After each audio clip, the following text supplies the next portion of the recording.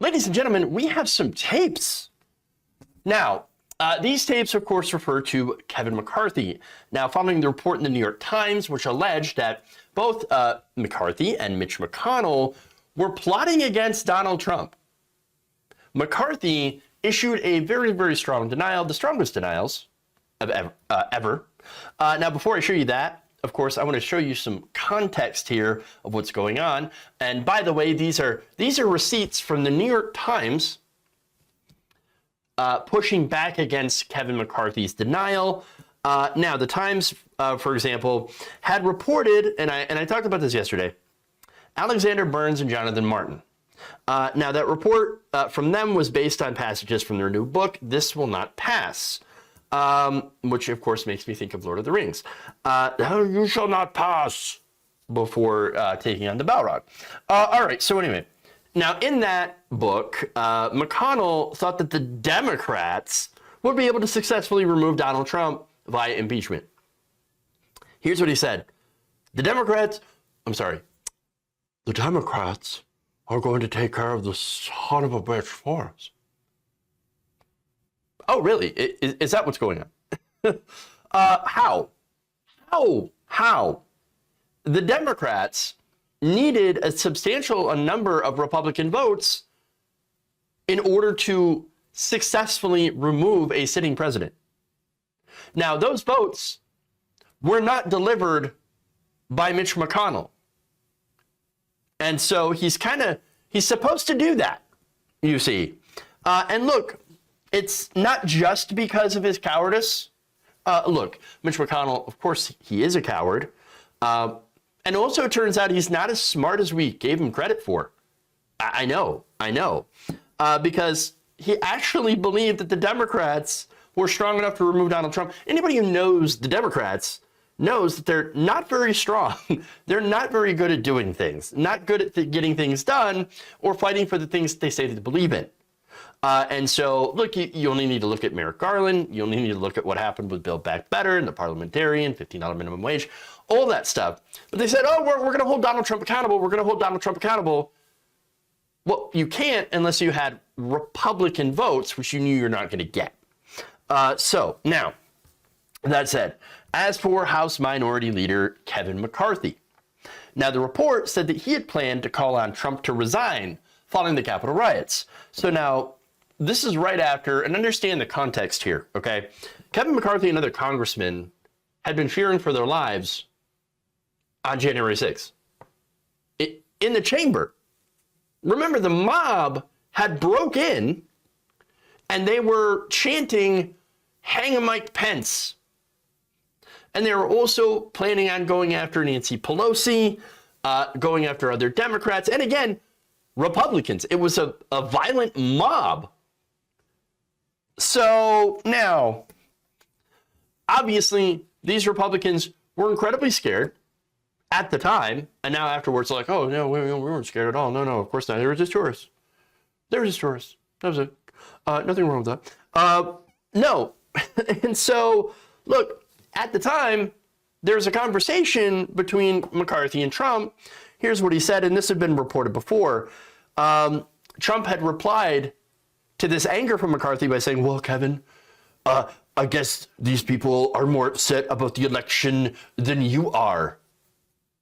Oh, really? To which McCarthy responded, who the fuck do you think you're talking to? Now, later on, of course, came the ass kissing. So much ass kissing, so much groveling from Kevin McCarthy, begging Donald Trump for forgiveness. I'm sorry. I'm so sorry. I said that you had a little bit of tiny little crumb of responsibility for what happened on January 6th. Please forgive me. Please forgive me. Please forgive me. Now, days after that, according to a report, McCarthy had told other Republican leaders, quote unquote, I had it with this guy. But weeks later, as I said before, he was back at Mar-a-Lago kissing Trump's boot or whatever else. And so that's why he's denying this report in some very strong terms, In a statement, McCarthy called the report, quote, totally false and wrong. And a spokesperson told the Times that McCarthy never said he'd called Trump to say he should resign. Now, here's where the audio comes into play. You see, this has already been all reported, but here's McCarthy. I just read you his denial, very strong denial. But the Times, they showed up and they had receipts. Here they are. I guess there's a question when we were talking about the 25th Amendment resolution. And you asked if what happens if it gets there after he's gone. Is there any chance? Are you hearing that he might resign? Is there any reason to think that might happen? I've had some few discussions. My gut tells me no. I'm seriously thinking of having that conversation with him tonight. I haven't talked to him in a couple of days. From what I know of him, I mean, you guys all know him too. Do you think he'd ever back away? But what I think I'm going to do is I'm going to call him. This is what I think. No, it'll pass the House. I think there's a chance it'll pass the Senate even when he's gone. And I think there's a lot of different ramifications for that. Now, I haven't had a discussion with the Dems that if he did resign, would it not happen? Now, this is one personal fear I have. I do not want to get into any conversations about Pence party or anything like that. I mean, the only discussion I would have with him is that I think this will pass, and it would be my recommendation we should resign. I mean, that would be my take, but I don't think he would take it, but I don't know. Interesting. I mean, there it is. Donald Trump, of course, didn't resign. Republicans cowered, as they always do, to a bigger authority figure on the right. And McConnell, of course, kissed his ass, bent down, bent the knee, kissed the ring, kissed his ass, took the boot into his mouth, then filleted the boot.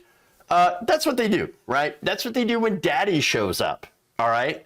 And the reason, of course, they did that is because Republicans are obsessed with their own power. They really are. They didn't turn on Trump in the end because the base loves Donald Trump. And of course, the Republicans in the Congress, they want to get voted back in. They want to win their elections. And that's it. These are not only cowardly people, but are people that are obsessed with making sure they come out on top no matter what happens. And it doesn't matter whose ass they got to kiss to do it. They're going to do it.